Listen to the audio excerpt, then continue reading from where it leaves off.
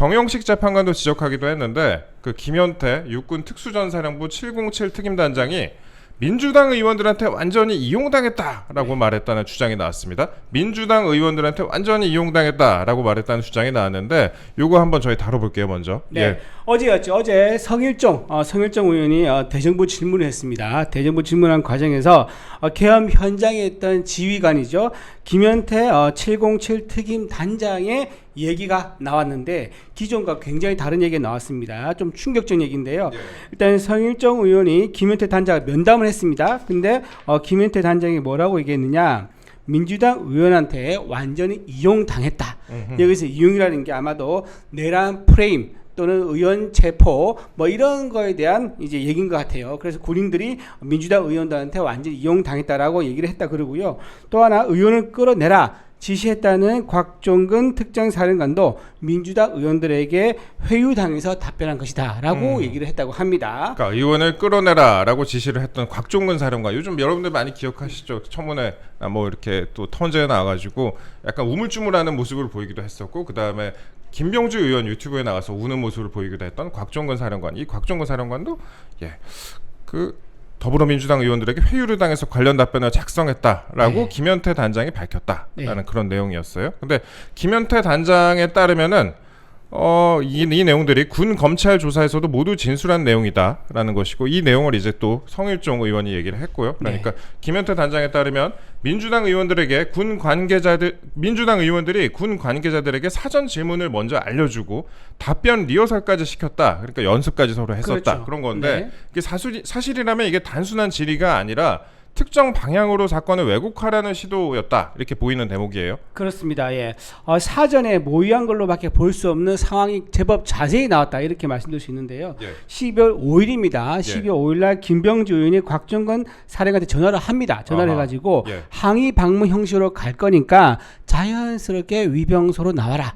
자연스럽게란 말을 한 거 보니까 자기들도 이게 뭔가 부자연스럽고 뭔가 모의했다는 것을 인식을 한 것 같아요. 그리고 와서 같은 날입니다. 김병주 의원이 곽종근 사령관에게 질문을 불러주면서 답변을 준비시켰다고 합니다. 그리고 다음 날 6일입니다. 6일 날에 드디어 김병주 의원의 유튜브에 출연을 합니다. 이때 바로 눈물을 흘렸거든요. 그래서 하루 전이죠. 하루 전에 질문을 준비시키고 답변 준비시키고 했던 그 부분 속에서 혹시 눈물의 시나리오도 있지 않느냐 추정할 수 있는 대목이 될 수 있습니다. 그리고 12월 10일입니다. 드디어 박범계 의원이 등장합니다. 박범계 전 법무부 장관이었죠. 박범계 의원이 직접 곽종근 사령관을 회유를 시도합니다. 이때 이상엽 민주당 전문위원이 먼저 회의를 했다 그러더라고요. 그러고 나서 박범계 의원이 부승자 의원과 함께 무려 1시간 30분 동안 회의를 했다고 합니다. 회의 내용은요, 박 의원이 곽종근 사령에게 답을 연습시키는 것. 답을 연습을 시켰다. 그렇죠. 그리고 박종근 의원이 박범계 의원이 답변을 이제 본인이 쓴 게 있는가 봐요. 그거를 곽종근 의원한테 강요하면서 이대로 해봐라라고 했다 해가지고 사실상 특정 어떤 모양을 연출하기 위한 리허설을 했다, 이렇게 볼 수 있는데요. 이거 외에도 변호사를 뭐 또 붙여주겠다, 그리고 걱정 말라, 그리고 공익 제보자 추천해주겠다, 그리고 마치 기다린 듯이 박범계 의원과 면담이 끝나고 나서 방송국도 대기를 하고 있어가지고요, 취재까지 했었다고 그렇게 지금 알려졌습니다. 성일종 의원이 그렇게 주장을 했습니다. 이게 그러니까 저희가 타임라인에 지금까지 한번 말씀을 드렸어요. 그동안에 어떤 일이 있었는지, 12월 3일 이후에 어떤 일이 있었는지 저희가 쭉 말씀을 드렸는데, 그 곽종근 사령관이 김병주 의원 유튜브 출연해가지고 울던 모습 많은 분들 기억하실 거예요. 그리고 두 사람이 또 과거 함께 근무했던 사이다, 이렇게 보도가 나오기도 했었고, 그래서 많은 분들 기억하실 텐데, 여기서 중요한 부분 하나 더 말씀드리는데, 이게 김현태 단장이요, 이런 부분을 전부 다 군 검찰에서 조사받아 다 진술했다 그러더라고요. 근데 그게 전부 다 꽁꽁 묶여져 있다가 이제서야 얘기가 나온다는 겁니다. 그러니까 상당히 어떤 정보가 흘러나온 게 있어가지고 선택돼가지고 민주당 유리한 것 때문에 흘러나오고 민주당 불리한 것들은 꽁꽁 묶여져서 봉쇄돼 있었다, 이렇게 추정할 수 있을 것 같습니다. 대변인님 사실 아시다시피 이게 보도라는 게 최근에 일부 언론을 통해서 보도됐던 내용들이 그 소스가 국회 국회 측 그렇죠. 변호인단이다. 네. 뭐 이런 얘기가 많이 있었잖아요. 그리고 저도 기자들에게 많이 물어봤는데 네. 그런 식으로 얘기를 많이 하더라고요. 그러니까 특정 정보들이 많이 일방적으로 좀 보도가 됐었고 그에 반해서 이제 그동안 드러나 있지 않았던 부분들이 이제 최근에 드러나는 것 같습니다. 네. 예. 근데 만약에 이 주장이 사실이라면 민주당이 초반부터 정치적 도구로 군인들을 활용했다 이런 비판에서 자유로울 수 없을 것 같은데요. 그렇죠. 예, 지금 처음부터 그러면 계엄 터지고 나서 어떻게 이 문제를 풀 것인가를 민주당 의원들이 군인들과 함께 모의해가지고 내란 프레임을 짜자라고 해서 그때부터 내란의 시계가 돌아가기 시작했다 이렇게 볼 수 있는 거죠. 네, 그래서 맞습니다. 지금 이 상황을 알게 된 앞뒤 퍼즐을 나중에 맞추게 된 김현태 단장 이런 분들이 나와서 우리가 이용당했다. 곽종훈 사랑도 사실은 회유당했고 이용당한 거다라는 양심 고백 이런 게 좀 나오는 것 같아요. 예, 이 신뢰도에 대해서는 이제 국회의원이 제보자의 신원을 공개하고 발언을 했다라는 점 일단 알아두시기 바라겠습니다. 그리고 김현태 단장은 또 헌재에 출석을 해서 박선원 의원이 다수의 가짜 뉴스를 퍼뜨렸다 이렇게 토로를 하기도 했습니다. 예. 맞습니다. 예, 지난 2월 6일입니다. 헌재에 나갔습니다. 헌재에 나가서 김현태 단장이 문재인 정권 당시 국가정보원 1차장을 지낸 박선원 민주당 의원이 가짜 뉴스를 많이 퍼뜨렸다고 하면서 몇 가지 사례를 들어요. 그 사례를 좀 말씀드리면요. 일단 여러분 많이 알려져 있는 내용입니다. 계엄 사전 모의하기 위해서 골프를 쳤다는 보도가 많이 나왔었죠. 그게 가짜라는 거예요. 그게 어떤 내용이냐면 실제로는 모범 장병들을 격려하기 위한 골프 모임이었다. 이렇게 얘기를 하고 있고요. 또 대통령께서 707 단장을 대통령실에 자주 불러서 술을 먹었다. 이것도 가짜라는 겁니다. 그리고 또 하나 707 특임단이 국정원과 함께 백령도에서 북한 오물풍선을 격추했다. 이것도 가짜라고 합니다. 그러니까 박선원 의원이죠. 국정원 출신이다 보니까 아무래도 정보를 다루는데 상당히 능숙한 분이거든요. 그래서 이런 식으로 정보를 왜곡시키거나 매니플레이션 해가지고 좀 퍼뜨리는 게 아닌가라는 생각이 들고요. 실제 이 사례들을 우리가 짚어보면은 상당히 가짜 뉴스가 민주당에서 이제 생산됐을 가능성이 있겠구나라고 볼 수 있습니다. 또 하나 마지막으로는 예. 탄을 안 가져갔다. 이것도 얘기를 했었습니다. 네, 이것도 가져갔다고 민주당에서 많이 퍼뜨렸죠. 이것도 가짜라고 대표적인 사례로 지금 나왔던 부분입니다. 그러니까 지목이 됐던 또 박범계 의원은 새빨간 거짓말이다 네. 이러면서 반박을 하고 나섰습니다. 네. 그 박범계 의원 같은 경우에는 뭐 새빨간 거짓말이다 어저께 MBC 라디오에 나와서 이렇게 얘기를 하더라고요. 그렇죠. 근데 본인이 이렇게 얘기하더라고요. 그러니까 그 예. 근거가 뭐냐면 그 국방이죠. 성일정 의원이 어제 얘기한 부분에 대해서 성일정 의원이 국방위 위원장인데 성일정 의원이 만약 국방위를 열지 않았으면 곽종근 사령이 나와서 진술을 안 했을 거 아니냐라고 하면서 성일정 의원이 국방위원장으로서 회의를 말할 기회를 준 거에 대해서 곽종근 사령관의 말할 기회를 준 거를 탓하는 그런 얘기도 했었고요. 또 하나는 김현태 단장이 본인이 조금 기소라든가 입건 여부가 달려 있어서 아마도 흔들리는 거 아니냐. 즉 김현태 단장이 허위로 말하는 게 아니냐라는 식으로 또 얘기를 했습니다. 마지막으로 또 하나 얘기 드리면은 본인이 좀 유리한 거는 이제 설명하는데 불리한 건 설명 안 해요. 예를 들면 이렇습니다. 본인한테 유리한 거 뭐냐면은 이제 공익 제보자 신고 있지 않습니까? 네. 그게 자기가 이 정도 얘기 들어보니까 공익 제보자 공익 제보자로 신청을 해도 되겠다라면서 하기가 어떻게든지 제안해서 사인을 받다 얘기했거든요. 네. 근데 그거 말고 본인한테 불리한 거, 예를 들면은 본인이 연습시킨 것 있지 않습니까? 네. 리허설 했던 거 이런 거에 대해서 설명을 전혀 안 합니다. 예, 그렇게 해서 본인이 불리한 거는 해명하지 않고요. 유리한 것만 살짝 가려가면서 설명했다는 거 이렇게 말씀드립니다. 네, 저희가 이렇게 쫙 한번 어저께 있었던 주장을 한번 저희가 읊어봤습니다. 그 여러분들 어저께 이 뉴스가 저녁에 나왔잖아요. 성일정 의원으로부터 저녁에 나왔는데 많은 분들 그동안 어떤 일이 있었는지 한번 짚어보는 그런 시간을 좀 가지셨습니다. 근데 저는 이런 생각이 들어요. 이래서 일선 군인들의 사기가 어떻게 될지 걱정이 돼요. 그 의혹이나 혐의가 있다면 사실 수사기관에서 수사를 받고 만약에 기소가 된다면 그거에 대해서 법정에서 따지면 될 일인데 아니 처음부터 야당 의원 만나갖고 여론조에 활용됐다는 거 이거 부인할 수 없는 사실 아니겠습니까? 왜 야당 의원 유튜브에 나가요? 조사받을 수 있는 군인들이. 그렇죠. 군인들이 이게 자기들이 한 이제 업무에 대해서 정당한 지휘의 체계에 의해서 수행된 그런 임무인데 거기에 대해서 이제 정치인이 깔아놓은 유튜브에 출연해가지고 얘기했다. 그리고 지금 드러나다시피 그 유튜브에 나가서 말하기 직전에 리허설까지 했었다라고 하면 굉장히 이거는 처음부터 정치적 목적, 그러니까 내란 프레임, 내란 시계를 작동시키기 위해서 몇 명의 군인들이 굉장히 불순한 의도로 민주당과 함께 손을 잡았다, 이렇게 볼 수 있는 거고요. 지금까지 많은 정보들이 오염되고 왜곡됐고 공작이 됐다. 특히 홍장원 차장 메모 같은 경우는 그 메모가 본인 원본이 또 아니라고 그러잖아요. 네. 그리고 거기 있는 필체가 본인 필체가 아니라는 얘기도 나오고, 그럼 누구 거냐 했더니 제3자인 민주당 모 국회의원이 필체일 수도 있다라는 얘기까지 나온 상황이에요. 그 모든 것들이 전부 다 어쩌면 호수에 비쳐 있는 달을 향해서 지금 팔이 짜여지고 있는 거 아니냐, 이런 생각까지 좀 들 정도입니다. 표현을 외우셨네요. 네.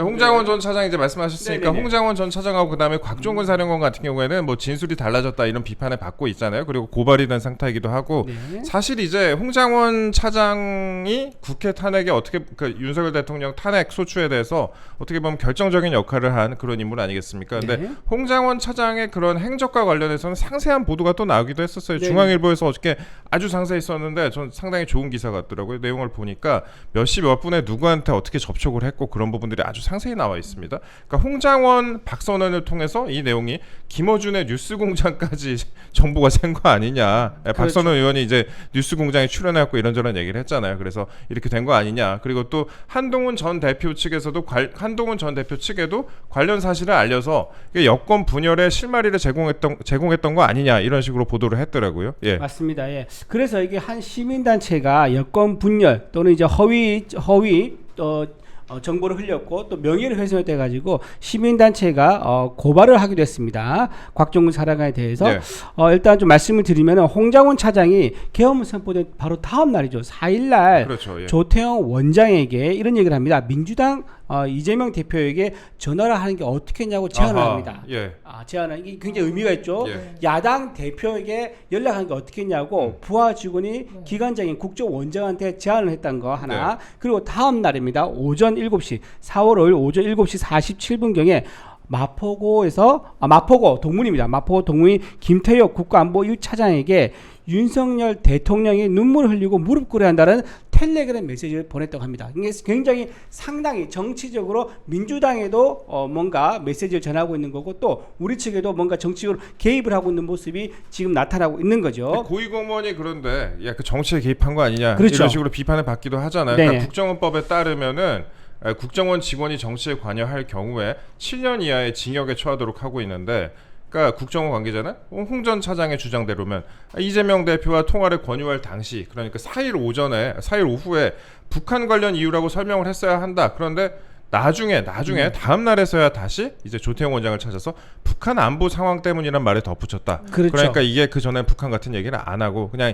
이재명 대표에게 전하는 게 어떻겠냐. 이거 자체는 그러면 정치에 개입하는 거 아니냐라고 그렇죠. 충분히 볼 수 있는 예. 대목이죠. 예. 원래 이제 1차장의 역할이 뭐냐면 북한과 해외거든요. 그렇기 네. 때문에 북한 얘기가 포함되지 않으면 본인이 업무에 관여하거나 제한할 필요가 없는 거죠. 네. 네. 의무가 없는 겁니다. 그런데 이제 하고 나니까는 본인이 뜨끔한 거예요. 그래서 그 다음날 뒤에 와서 사실 북한 관련해서 얘기를 하려고 했던 거다라면서 보충을 한 거죠. 본인도 본인도 이제 불법적인 제안이나 개입이 있었다는 걸 본인도 인식을 한 거다. 네. 이렇게 말할 수 있는 거고요. 또 박선호 의원이 또 문자를 주고 받았습니다. 누구와? 바로 홍장원 차장과 문자를 주고받았다고 합니다. 그러면서 주고받았었고요. 또 12월 9일날 박선원 의원이 김어준의 방송에 나갑니다. 그러면서 이렇게 얘기합니다. 12월 4일날 0시 2분에 홍장원 차장부터 전화를 받았다. 이게 무슨 일이냐라고 하니까 홍장원 차장이 저도 TV만 보고 있다고 하면서 서로 대화가 오고 갔다고 그래요. 그러면서 서로 아무 행동하지 말아야 한다라고 했다 하는데, 자, 이 사실 자체가 굉장히 의미가 있습니다. 홍장원 1차장이 왜 박선원 민주당 의원과 통화를 하겠습니까? 할 이유가 없거든요. 원래부터 하던 사이였나 보죠. 그렇죠. 예. 원래부터 국정원에서부터 알던 사이였던 거죠. 바로 상사였습니다. 박선호 의원이 옛날에 국정원에 근무할 때 1차장 하고 나왔었어요. 그러다 보니까 본인은 이제 국정원에 있으면서 그리고 정치인으로 간 선배랑 계속 정치적인 어떤 주제로 대화를 소통을 했던 게 아니냐는 게 김어준의 방송을 통해서도 드러난 거죠. 네, 그렇습니다. 이와 관련된 내용도 저희가 한번 쭉 다뤄봤습니다. 이렇게 됐는데 사실 이런 내용들이 지금 헌재에서도 나오고 있잖아요. 우리가 지금 헌재 관련 내용을 다루고 있는데 현직 검사장이 또 헌법재판소를 직격으로 비판하는 그런 일이 있었습니다. 이영림 검사장, 이영림 춘천지검장입니다. 사실 저도 아는 분입니다. 아는 분이고. 어떻게 아세요? 아니 제가 누굴 모르겠습니까? 예, 근데 되게 이제 강단이 있는 여호 네. 검사인데 이분이 이제 어떻게 말씀을 했냐? 그 어제죠. 12일에 검찰 내부망인 이프루스라는 내부망에 일제 치하 일본인 재판관보다 못한 헌재를 보며라는 제목의 글을 올렸습니다. 그러니까 네, 그렇습니다. 안중근 의사가 이토 히로부미 암살로 검거돼 재판받을 당시에 재판부는 일본 고위 정치인의 암살범인 안 의사에게 최후 진술의 기회를 줬다 이런 건데 그러니까 문영배 재판관은 이걸 주지 않았다 이런 내용 아니겠습니까? 그렇죠. 굉장히 무도한 일본 일제 강점기 시절에 이제 무도한 이제 사실 사법이라는 게 거기 무슨 의미가 있겠습니까? 오로지 일본 천황폐하를 위해서 일하는 사법부인데 그런 재판부에 대해서 안중근 우리 의사에 대해서는 충분히 반론 기회라든가 최후의 발언 기회까지 충분히 줬었고 안중근 의사가 나 더 이상 할 말이 없다라고 그만하겠다 할 정도까지 충분한 이제 발언 시간을 줬는데 그에 반해서 문영배 재판관은요 굉장히 말을 잘랐죠. 네. 증민 신분 이후에 윤 대통령이 요청한 그 3분의 발언 기회도 주지 그렇죠. 않았잖아요. 그렇습니다. 예. 네. 3분만 달라고 했습니다. 네. 무슨 30분도 아니고요. 13분도 아닙니다. 네. 3분만 달라고 했는데 제안합니다 하면서 뚝 잘랐습니다. 근데 아하. 그 상황은 맥락이 어떤 상황이냐면 의원과 체포라는 단어가 안 나왔다. 그게 쭉 이어가는 상황이었어요. 근데 굉장히 중요하고 그리고 대통령 측에 유리한 상황이죠. 네. 민주당의 그 국회 측에 소추 대리인장이 불리한 상황이고 그런 상황에서 딱 추가 3을 잘랐다는 것은 시간만 뿐만 아니라 자른 타이밍도 맥락도 네. 굉장히 의미가 있다. 불공정하다라고 중요한 비판받을 맥락에서. 수밖에 없다. 예, 그렇게 말씀드릴 수 있습니다. 예, 그렇습니다. 이게 형사재판도 직접 증인신문을 하기도 하거든요. 그렇죠. 이재명 대표도 예. 직접 물어보고 막 하잖아요. 이렇게 네. 하는데 이 헌법재판소에서 3분을 안 줬다. 이것도 네. 참 방어권 보장 측면에서 여러 가지 지적을 받고 있는 것 같습니다. 사실 예전에 박근혜 전 대통령 사례를 많이 얘기를 하잖아요. 네네. 그 헌법재판소가 박근혜 전 대통령 때도 뭐 날짜가 이 정도밖에 안 걸렸다 그러는데 그때는 당사자가 재판에 직접 참석을 하지 않기도 하고 그랬었어요. 많은 분들이 안 나왔었는데 그런데 이번엔 윤석열 대통령이 직접 출석을 해가지고 이런저런 얘기를 하고 있지 않습니까? 본인의 방어권을 행사를 하고 있는데 그 방어권이 충분하게 보장되지 않고 있다 이런 비판을 받고 있고 또 저희가 몇 번 얘기하긴 했었지만 정호성 전 비서관 같은 경우에는 거의 6시간 반, 7시간 가까이 그렇죠. 신문을 하기도 했었는데 네. 이번에는 뭐 초시계까지 동원해가지고 아니 그 일반적인 재판도 아니고 한나라의 대통령과 관련된 탄핵 심판인데 이거 이런 식으로 시간을 너무 신속하게 진행하는 거 아니냐 이런 비판이 나오고 있지 않습니까? 문영배 재판관이 평소 자기 SNS에 썼던 글이 있죠. 그게 계속 그게 소환되고 있는 거예요. 네. 그게 뭐냐면은 최적의 결정보다 결론의 시기가 더 중요하다. 네. 그러니까 재판의 공정성, 어떤 절차의 정당성보다는요 빨리 끝내는 게 더 중요할 때가 있다라고 본인이 스스로 얘기를 했습니다. 네. 그게 평생 그분이 가지고 있는 어떤 소신이고 철학이겠죠. 그러다 보니까 본인이 결론 내고 있는 사건이 있다 그러면요 공정한 재판보다는 방금 말씀드린 결론의 결정의 시기 네. 이 시기에 방점을 두고 빨리 끝내는 거 아니냐. 그럼 그 목적이 뭐겠느냐. 다 알다시피 이재명 대표의 대선 출마가 아니겠느냐라고 많은 국민들이 우려를 나타내고 있는 겁니다. 그러니까 저희도 언론이니까 무조건 뭐 특정인 주장대로 가야 한다 이렇게 생각하지는 않습니다. 그러나 이 잣대는 누구에게나 좀 공정하고 공평하게 해야 나중에 뒷말이 없는데 헌재가 너무 속도전을 하는 거 아닌가라는 비판이 법 쪽에서도 나오고 있습니다. 그리고 절차를 제대로 지키고 있는가라는 비판에서 또 자유롭지 못한 상황이고요. 그러니까 대통령에 대해서 비판적인 법조인들도 이런 부분을 좀 지적을 하고 있습니다. 검찰 조서 채택이나 시간 제한 저희가 아까 말씀드렸던 그렇죠. 이런 부분들 특히 네네. 그렇죠. 그리고 일각에서는 2말 3초쯤에 시간표까지 돌아요. 2말 3초쯤에 끝낸다. 네. 윤 대통령에 대한 탄핵 심판 완전히 끝낸다. 이런 시간표까지 도는 상황인데 최대한 많은 국민들이 좀 납득할 수 있게 그렇게 절차가 돌아가야 하는데 이 부분에 대해서 많은 분들이 좀 아쉬워하는 것 같고 근데 이렇게 속도전을 윤 대통령에 대해서는 진행을 하고 있는데 다른 사건은 아주 하세월이에요. 맞습니다. 최재해 네. 감사원장 저 이름 진짜 오랜만에 들어봤어요. 네. 69일 만에 열렸어요. 네. 예. 그렇습니다. 예. 최재 감사원장 탄핵 심판이 열렸는데요. 69일 만에 3시간짜리 딱 1회 변론으로 끝났습니다. 아니 3시간짜리 1회 변론으로 끝낼 거면 네. 재판 이걸로 아예 끝난 거거든요. 아예 그렇죠. 끝나고 이제 선고만 나왔는데 네네. 69일 만에 열려서 3시간 만에 할 거면은 뭐 69일은 왜 기다려? 왜 보내? 그쵸? 왜 한 거예요? 예. 왜 69일 필요했는지 설명이 예. 전혀 없습니다. 그것도 선고일자는 추후 고지예요. 언제 그렇죠. 한다는 말도 없어요. 예. 예, 그렇습니다. 그러니까 이러니까 국민들 전부 다 이제 화가 나서 이제 집회장이 나오는 거예요. 네. 자, 좀 말씀드리면 3시간 15분 동안 이제 재판이 열렸다 그러더라고요. 그러면서 증거조사, 서증조사, 증인신문 최후 진술까지 이 많은 복잡한 절차들을 3시간 만에 다 끝낸 거예요. 네. 그러면서 그랬었고요. 그다음에 최 원장 이날 처음으로 나왔다 합니다. 원래 준비 기일인데 준비 기일은 당사자 나올 필요가 없습니다. 네. 준비 기일을 3번 있었었고 최재 원장은 이날 처음으로 나왔고 3시간 동안 서 있다가 앉아 있다고 하면서 들어갔다고 그렇게 합니다. 그러면서 일단은 이런 얘기를 합니다. 최후 진술에서 탄핵 소추 사유가 사실과 굉장히 다르거나 일방적이고 왜곡된 주장을 많이 담고 있어서 수긍하기 어렵다라고 입장을 밝혔고요. 장기간 직무가 정지되고 있는 것에 대해 매우 안타까운 마음 금할 수 없다. 감사원의 독립성이 심각하게 위협받고 있으면서 감사 업무를 제대로 수행하기 어려운 상황이다라면서 현재 상황을 토로를 했고요. 이에 반해서 정청래 법사위원장은 망신주기식 표적 감사를 함으로써 부당한 정치적 목적 행사했다면서 또다시 최재 원장에 대해서 탄핵 사유를 설명을 했는데 사실 최재 원장의 탄핵 사유는요. 이것입니다. 쉽게 말하면 지난 정부와 문재인 정권 때 있었던 원전 경제선 조작이라든가 이렇게 지난 정부의 잘못을 드러낸 거죠. 그것 때문에 국회 정청래 법사위원장이 탄핵을 시켰다라고 많은 국민들이 보고 있는 것 같습니다. 네. 아니 뭐 근데 이진숙 위원장도 그렇고 한덕수 총리도 그렇고 정말 오래 걸리지 않았습니까? 네, 이런 사건들이 참 오래 걸리고 그렇죠. 있는데. 이진숙 사건, 이진숙 174일이었죠. 네. 174일이니까 거의 6개월 걸렸었고요. 또 다른 검사는 250 며칠 걸린 검사도 있습니다. 그러니까 9개월 정도 걸린 거죠. 이렇게 다른 사람들은 이정섭 검사. 이정섭 검사 그렇죠. 다른 사람도 9개월 걸리고 6개월 걸리고 이렇게 하는데 지금 이 사건 같은 경우도 거의 70일 걸렸거든요. 그러면 종결을 하죠. 하지만 마은혁 재판과 후보자 관련된 거에 대해서는 한 달 만에 결론을 내려고 했다가 여론의 비판을 받기도 했었습니다. 제가 짧게 좀 오늘 언급해드리고 싶은 기사가 하나 있었습니다. 윤준 전 서울고법원장입니다. 윤준 전 서울고법원장 이분이 이제 퇴임을 하셨습니다. 서울고법원장이면 거의 이제 일선 법원장 중에서는 가장 상위에 있는 그런 법원장이라 할 수 있는데 대법원장 빼고는. 근데 이분이 법원에 대한 국민의 신뢰와 사랑이 확고하였더라면 감히 그런 일이 있었을까라고 얘기를 했어요. 그러니까 최근에 그 서부지법 사태와 관련해서 사법 신뢰가 무너졌다. 법원 난입, 법원도 스스로 돌아봐야라고 이제 발언을 했습니다.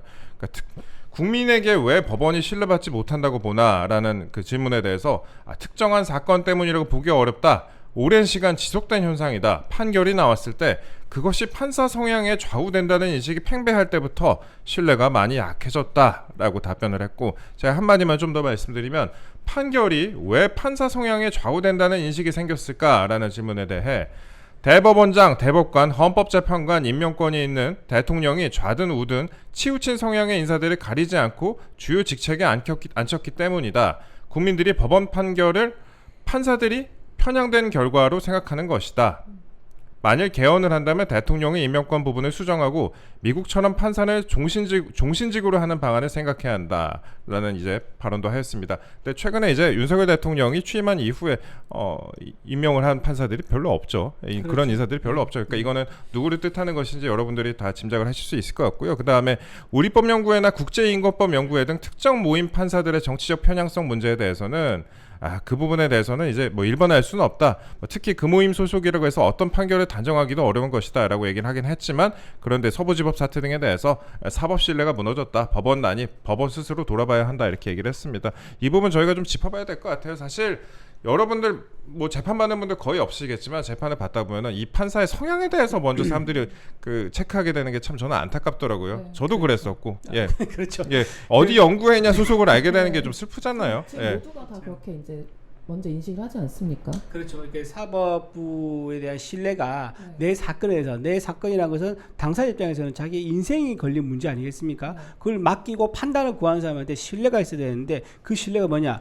판사가 양심과 증거와 법리에 따라서 판단할 거라는 믿음입니다. 근데 그러지 않고 양심과 법리와 증거가 아닌 정치적 성향에 따라서 유무죄가 갈린다 그러면 그걸 어떻게 재판을 신뢰하고 그 재판을 결과를 수긍할 수 있겠습니까? 그러다 보니까 지금 우리법 연구회 소속, 국제기구법 연구회 소속들이 다수 거의 절반 가까이 포진해 있는 헌법재판소에 대해서 국민들이 굉장히 우려를 나타내고 있는 거고, 실제로 재판 진행 과정을 보면은 시간 제한이라든가 질문지 미리 달라고 한다든가 이런 것들이 다른 재판은 없습니다. 네. 충분히 반론기를 줘요. 왜 특히나 가장 큰 문제가 뭐냐면 이런 게 있습니다. 거짓말을 이제 하지 않습니까? 네. 그러면 상대가 해명의 늪에 빠지게 하는 게 가장 좋은 정치적 술수예요. 근데 윤석열 대통령 입장에서는 그 거짓말에 대해서 해명을 할 입장인데 얼마나 해야 할 게 많습니까? 그렇다면 충분히 반론 시간을 주는 게 맞습니다. 근데 그러지 않고 있는 상황에 대해서 이 지금 분께서 지금 아까 이 분께서 굉장히 적절하게 잘 지적해 주셨다고 봅니다. 법원 얘기 저희가 마지막으로 한번 해보겠습니다. 이재명 대표 선거법 2심 재판 이것도 이제 3달 안에 판결하도록 하는 강행 규정에 있는데 지금 지켜지지 않고 있지 않습니까?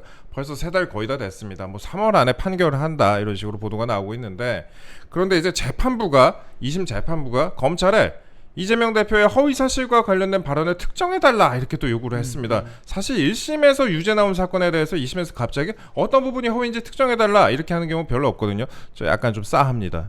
그렇죠. 이게 1심 결과를 다 받아봤을 거고요. 예. 자료도 다 받아봤을 거고 판결문 다 받아봤을 겁니다. 그럼에도 불구하고 특정 부분을 좀 찍어달라. 어떤 걸 말하냐면 자기는 잘 모르겠다라는 식으로 뉘앙스를 지금 비쳤습니다. 네. 싸하죠. 예. 이거를 본인이 어떤 예단을 가진 게 아닌가. 그러니까 1심의 결과에 대해서 본인은 좀 납득이 안 된다, 이해가 안 된다. 이런 예단을 드러낸 게 아닌가 싶어가지고 굉장히 좀 우려된 부분이 있습니다. 공소장 변경을 하라는 식으로 법원에서 이제 얘기를 하니까 검사가 하지 않아도 된다는 취지로 답변하니까 재판부가 다시 한번 어떤 부분을 판단해야 하는지 명확히 하려는 것이다. 그러면서 다시 한번 표시를 해달라 이렇게 주장을 했어요. 이렇게 2번이나 이렇게 주장을 했습니다. 이 부분 좀 살펴봐야 될 것 같아요. 저는 제가 방송에서 몇 번 언급해드리긴 했었는데요. 제가 서초동에서 이 재판부 성향에 대해서 얘기가 좀 돌기도 했는데 이 부분을 제가 좀 언급해드리기도 했었는데 이 같은 재판부에서 과거에 이제 손준성 검사가 무죄를 선고받긴 했습니다. 2심에서 무죄를 선고받긴 했는데 이게 선고일이 잡히고도 재판이 2번인가 더 열렸어요. 그래서 그 재판이 2번 더 열리는 과정에 판사들 사이에 좀 입장이 엇갈렸다 이런 식으로 좀 얘기가 돌기도 했었고 그 다음에 이게 대등 재판부라 그래서 각각의 부장판사입니다. 그러니까 재판장만 부장판사고 평판사가 있는 게 아니라 셋 다 부장판사여가지고 판사들 간에 좀 의견이 의견이 엇갈렸다라는 게 법조 기자들의 취재입니다. 그리고 이 사건도 그래서 여러분들이 좀 관심을 좀 가져야 한다고 생각하고 있습니다. 왜냐면은 여러분들 기억하실 거예요.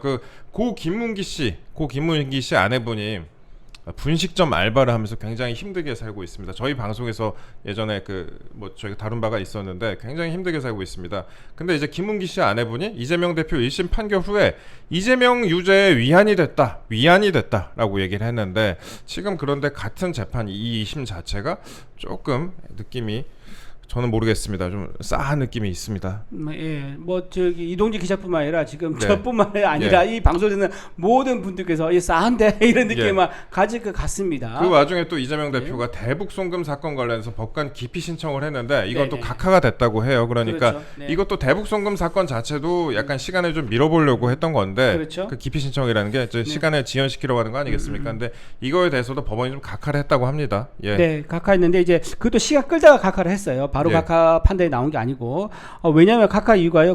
지금 주심 판사가 신진우 부장 판사였거든요. 그렇죠. 예. 이 부장 판사가 수원 고법으로 인사가 났습니다. 아하. 그리고 주심 판사인 김지원 판사도 서울중앙지법으로 자리를 옮깁니다. 이렇게 네. 이제 자연스럽게 깊이 사유가 사라지게 된 거예요. 그래서 이제 판단이 나왔다라고 이렇게 좀 볼 수 있는 겁니다. 예.